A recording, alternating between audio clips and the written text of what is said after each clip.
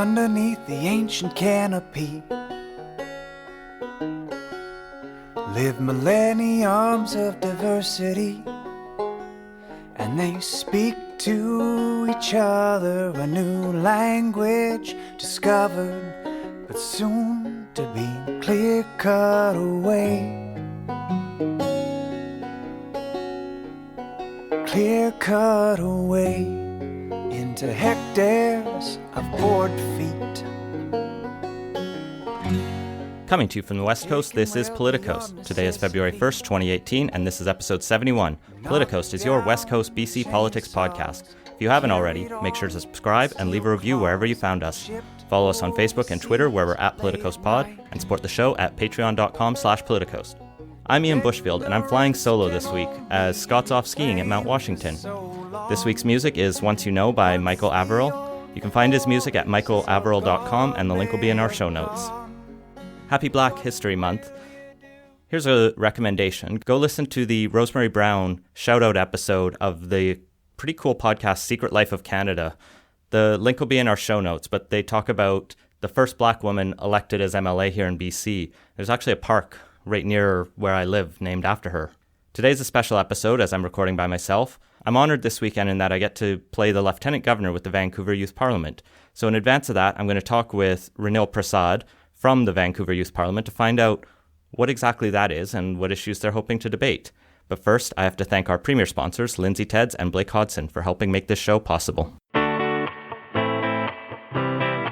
Sitting down with Ranil Prasad from the Vancouver Youth Parliament. Thanks for joining us on Politicos. Yeah, thank you for having me. So, Ranil, what is the Vancouver Youth Parliament? So the Vancouver Youth Parliament is a project of the British Columbia Youth Parliament. And to advance our goal of having youth more educated about politics and know more about Westminster democracy, we hold sort of little British Columbia Youth Parliaments. So the British Columbia Youth Parliament meets every year. We sit in the actual BC legislature and debate actual issues. But we host a sort of training ground for high school students. And we host them all across the province, in the North Shore, in the Southern Interior, the Island, Northern BC, Lower Mainland East, which is essentially east of Surrey. We host them all across the province, and it's for youth ages 14 to 18. So if you know any youth who are aged 14 to 18 who live anywhere else in the province and would want to attend a regional youth parliament, be sure to let them know. I see you're wearing a sweater that says the 89th Cabinet, so I take it it's not a new thing. It's not a new thing, no. The British Columbia Youth Parliament was founded in the 1920s. Essentially, a group of men wanted Christian boys to have a place to talk and discuss their issues. So it was originally founded as the Older Boys Parliament. But when the NDP were elected in BC in the 1970s, they said, hey, if you want to continue using the legislature, you're going to have to start admitting female members. This is actually the first year that the British Columbia Youth Parliament has accepted female members longer than they've been left out of the organization. That's good. So the Vancouver Parliament here is this weekend, right, starting tomorrow evening. What will happen at that? What will people see? What will the students who attend be doing? Yeah, so they'll be debating issues of local, national, and international importance. So we have a number of sort of local issues that they're going to be debating. They're going to be debating whether or not they want increased distribution of Narcan over injectables. They're going to be debating something that's really close to home for a lot of people. The Vancouver Youth Parliament has a great Chinese-Canadian representation, and they're going to be debating whether or not shark fins should be banned in the 3 municipalities that make up the Vancouver Youth Parliament, and also debating some student issues. Someone is bringing forward a private members bill on students being allowed to listen to music during tests. So the students are representing parties. Are they arranged in the similar seat distribution as the BC legislature, or is it done by elections? Yeah, so every year we take a certain number of applicants and we look over their applications. But the thing about the British Columbia Youth Parliament and all the other projects we run, including VYP, is that we all sit as independent. So there's a government side and there's an opposition side, but everyone's free to vote however they want. And there's no whip going around telling you have to vote or else you're out of caucus, because there is no caucus. And so you mentioned these issues they're bringing forward, and I saw on your website earlier, or on your Twitter actually, that this is the most applications you've ever had. So who are these students? Like, what is making high school kids want to get involved in this kind of thing? Yeah, so I think one of the big things is that we just had a really big BC election. Everyone knew that the election, whether the NDP or whether the Liberals or whether the Greens would have won, was going to be groundbreaking. And that's sort of, I've noticed, gotten people more into politics. And the BC legislature has been in the news more, and the lieutenant governor has been in the news more. So I think youth are sort of noticing politics more than they used to. Another thing is that we've just been better at recruiting this time. We've had a lot of supportive teachers from Vancouver, Richmond, and Delta. Our leader of the opposition and premier, who are actually currently in a cabinet meeting and aren't able to come, did a lot of pressuring of their friends to come. We've been to youth volunteer fairs. So this is going to be a fantastic event. It is the largest regional youth parliament that we've ever held in the 31 years we've ever run these projects. So it'll be a fantastic event. When did you get involved personally? Yeah, so I got involved 3 years ago. I literally Googled youth service opportunities, and there was a big list that showed up, and I saw Parliament, and I grew up, my parents were like yell at the TV types, so they'd turn on Power in Politics, they'd turn on the National and just yell at the TV for half an hour, and that's sort of what got me into politics and why I'm studying political science now. So the youth parliament was just a natural fit for me. So I guess bias and the reason I invited you on maybe is because you did ask me to be the lieutenant governor of this youth parliament. What do I have to do? Yeah, so you're essentially going to be replicating the actions of our current lieutenant governor. So you'll be giving royal assent to bills, and you'll be reading the prorogation speech and the speech from the throne, which members will vote on and see if they will accept or not. And if the government falls, do I have to spend the time figuring out who's the new government, or is it going to hopefully not come to that? There's actually a standing order that prevents the government from falling. I think it's there for good reasons. For the context of the youth parliament, it probably makes sense to keep things going rather than leave it to some random person to decide their own thing. That's great. Well, you're telling me about some of the guests you're having this weekend as well. It sounds like you managed to recruit quite a few people from across the political spectrum. Yeah, we have a number of fantastic guests. We have the Lieutenant Governor coming, the Honourable Judith Guichon. Those of you who are following along at home knew that she denied Christy Clark an election. So she's really been in the news, and she's actually ending her term very soon. So she's trying to get to as many events as possible. And she's actually coming from her house in the island to the Vancouver Youth Parliament, and then going back in the evening. So she's coming over just for us, which we're very happy about. She actually gives patronage to the British Columbia Youth Parliament. We also have a couple guests who are giving video greetings. So we have Andrew Wilkinson, the former Attorney General of British Columbia.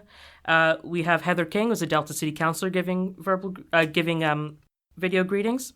And we have a lot of sort of out of left field guests. So we have Her Honor has an aide-de-camp who acts as her security when she comes to events, and he's actually a Secret Service agent. So he'll be talking about his job in the Secret Service. He'll talk about being aide-de-camp. And we also have a number of like regular politicians coming. We have Morgane Auger, a prominent trans activist and an NDP candidate in the past. We have Michael Lee, who ran for the BC Liberal leadership. And we have Don Davies, who's been a supporter of Youth Parliament and other model parliaments and represents Vancouver Kingsway. That's fantastic. So it starts tomorrow evening, runs through Sunday kind of constantly? It runs constantly, yeah. So unfortunately, the kids will have to get up and be at UBC by 8 or 9 a.m.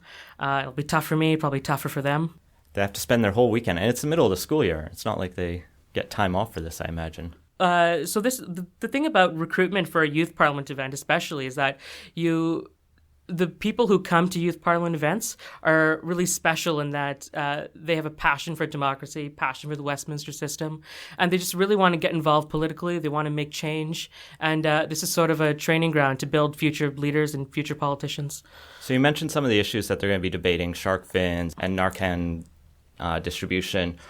Who chose those? Why those issues and why not housing or something else? Yeah, so those issues are actually all private members' bills, and anyone can bring forward a private members' bill at the Vancouver Youth Parliament. You don't have to be from the government, you don't have to be from the opposition or on cabinet as it would be. Anyone can put forward to debate any bill they want as long as the House supports them. So it's students who basically say, here's my proposal, let's debate it. Yeah, definitely. That's really cool. In the past, have there been any memorable controversies that have come up either at the Vancouver Youth Parliament or BC parliaments that you've been involved in?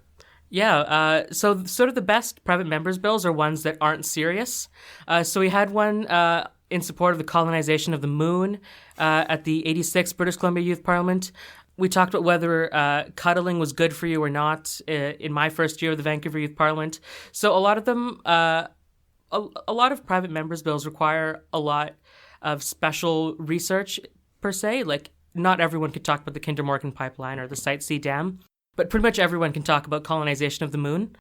So that sort of brings people who aren't as engaged into debating these issues. And it's more about the skill of debating and working within the Westminster system than the actual issue, I imagine, for what you're trying to get out of it. Yeah, a lot of it's about teaching parliamentary procedure. So if you have a private member's bill and you disagree with a clause, then it's always good to know how to make a motion, especially if you're going to grow up to be a proper adult and have to make motions in Robert's rules and whatnot.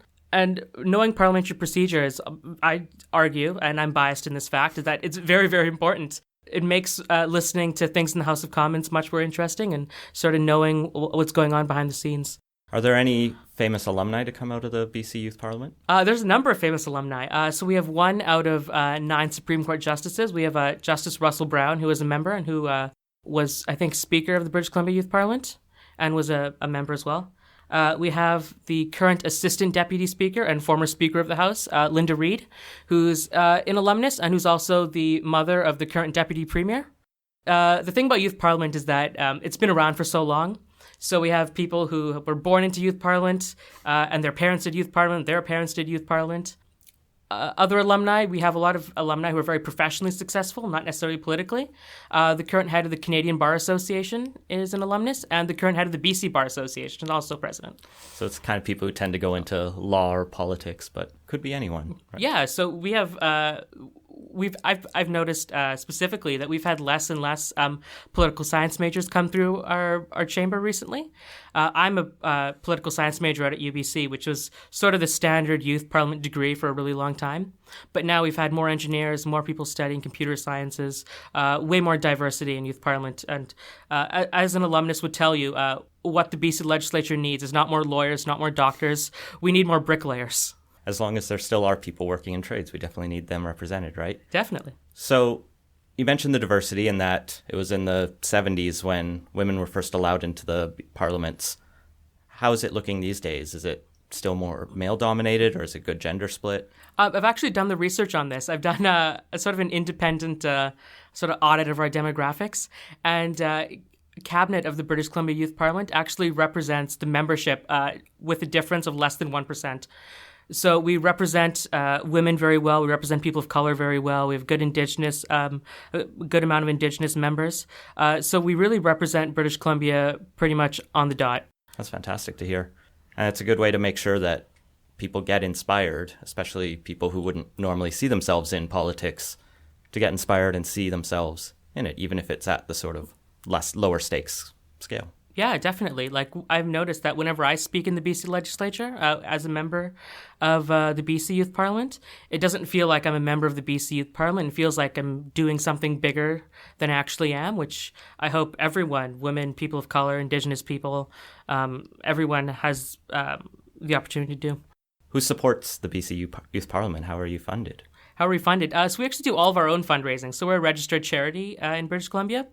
And we have a board of directors, and they're sort of our adult supervision. But we do all our own fundraising. We have a charity gala that we hold every year that alumni, politicians, and just supporters of Westminster democracy and parliamentary system come out to. And obviously our members show up as well. We do all the fundraising types you can imagine. We do samosa sales and freezy sales, and we sell Krispy Kreme donuts. And all of that is sort of to fund ourselves. And we also run other more charitable projects. We have this project that we run every year called Camp Phoenix. And it's actually an act that we legislate every year. It's called the Camp Phoenix Act that we talk about in the BC legislature. And it's an act to hold a summer camp for kids who otherwise wouldn't be able to afford it. So there's sort of two types of people in youth parliament. There's people who are really parliamentary geeks who come in and want to learn how to write motions and yell at each other. And then I've noticed over time, as people age through the organization, they become more service-oriented. So they want to see those kids go to summer camp. They want to see more kids go to youth parliament events, especially regional youth parliaments. That's great. Well, where can people find out more about Vancouver Youth Parliament, BC Youth Parliament, and you? So you can find more about BC Youth Parliament at www.bcyp.org. We put a lot of new effort into our new website, and it's looking quite nice now. And you can follow us on Twitter at BCY Parliament and on Facebook at BCY Parliament. All right, well, thank you for coming and talking about this. I look forward to Lieutenant Governoring. And I look forward to all your royal assent. Thank you. Thank you. And next I want to do a quick segment by myself. #MeToo2. This week, we follow up on the main story we talked about last week with Aaron Rennie here in the Politico studio, where we talked about the string, it seemed, of Canadian politicians stepping down after sexual harassment allegations. Well, this week, things didn't slow down much more. First off, Elizabeth May, leader of the Green Party, was accused by 3 former employees not of sexual harassment, but of creating a toxic work environment and being essentially a workplace bully. May denies those allegations, and CBC even spoke to a few other employees who said they were overblown. But they are serious, and May has asked the Green Party's executive director to run an independent inquiry, and they've appointed a law firm from Toronto to do a sort of 2 to 4 week investigation into these allegations. Meanwhile, things haven't gotten much better for the Ontario PCs. Party President Rick Dykstra, almost right after we recorded, had to resign after separate allegations emerged about him. The other probably bad news for them is that Doug Ford, of all people, put his name forward as potential leader of the Ontario Progressive Conservatives, and nothing says stepping away from the toxic masculinity like a Ford brother. Not that there's any outstanding allegations against him. It just doesn't pass the smell test in my mind. Nevertheless, the usual suspects among the Canadian columnariat are coming out in defense of these men, people like Christy Blatchford, of course, and Rosie DiManno, I guess, in the Toronto Star, saying, where was due process? Where was all of this? And it's nothing new. It's what we talked about with Aaron, where, yes, there is a process here. These people were investigated internally, especially in Nova Scotia, and CTV did its work in talking to these women, and these weren't anonymous sources. These were confidential. These were people who came forward. CTV checked out their story and looked at multiple other sources. No one's gone to jail. They've just faced some professional consequences for their alleged actions. But to really show that no party is above the fray, the New Democrats just today suspended Saskatchewan MP Aaron Weir following harassment allegations. Leader Jagmeet Singh has called for an investigation, and he's said that he will not be fulfilling any party duties. He's not going to sit on committees for the NDP. He's not going to represent the party in question period. And this is a relatively big one. Weir, I think, was a potential candidate for leader of the Saskatchewan NDP at one point before he jumped to federal politics. And I think he's been involved in the CCPA. He's got a good economics background. And so we see this pattern really just run across the political spectrum. It's people who get in a position of power and it might go to their head and they feel they can get away with things that aren't okay. The May ones are interesting because they're slightly different and against a woman, but I know there is a lot of discontent within the Green Party at the federal level because there's been a lot of focus on Elizabeth May's riding and really bolstering that fortress, possibly to the detriment of the Green Party in other constituencies across the country. And how long will that last? She's also been party leader for quite a few years now. She's the most senior of party leaders, not just in terms of age, but in terms of how long she's been in the post. And that kind of complacency can be tough. That's not to say she creates a toxic work environment or not. The only time I've ever met her, she's been a lovely human being. But things can always be different behind the scenes and people can get different impressions. So these are all serious allegations and they're things we're going to have to keep watching. I imagine we're going to keep hearing more of these. There's always rumors about people at every level of politics, frankly, in the BC legislature, in the municipal councils, probably across the province. I'm hoping we'll start to see a shift. The backlash is a bit disappointing, but at least it's mostly centered on the usual suspects, and the party apparatus in almost every case here seems to be functioning as we'd hope it would, that it would take these allegations seriously, put them to an independent inquiry, and try to get to as close as we can get to the truth without having to go through a full criminal trial, which has a very different standard of evidence. There's been some good pieces by friend of the pod, Michael Spratt, and even Jagmeet Singh said some of these things I think we referenced last week about just the standard of presumption of innocence in courtroom is a very specific thing. The approach we need to take in politics can be very different. We should be expecting people who want to be political leaders to be above reproach, at least, or aiming for that. Just because you didn't rape someone doesn't mean you can be a skeezy asshole. So hopefully we're seeing a new dawn in Canadian politics where we start to move towards a cleaner, more welcoming situation. But we'll keep our eye on it. Since Scott's not here, I'm going to run through quick takes fairly quickly, but just felt like giving my own opinion on them this week. The first big news in BC this week was George Heyman's announcement that BC is going to be restricting shipments of diluted bitumen through the province. This is, I think, a clever strategy on the government's part to try to fulfill their we're going to do everything we legally can to stop Kinder Morgan pipeline, since that would be a massive increase in diluted bitumen going through BC.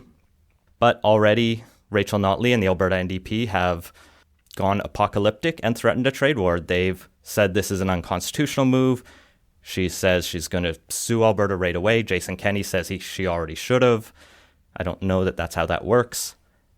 BC's holding strong and saying, look, this is just another assessment. We want to make sure everything that goes through the province is safe. And it's hard to know where this will go, but it's interesting to see that as soon as Notley had won the trade war to the east against the license plates, she's now got to face off threatening British Columbia.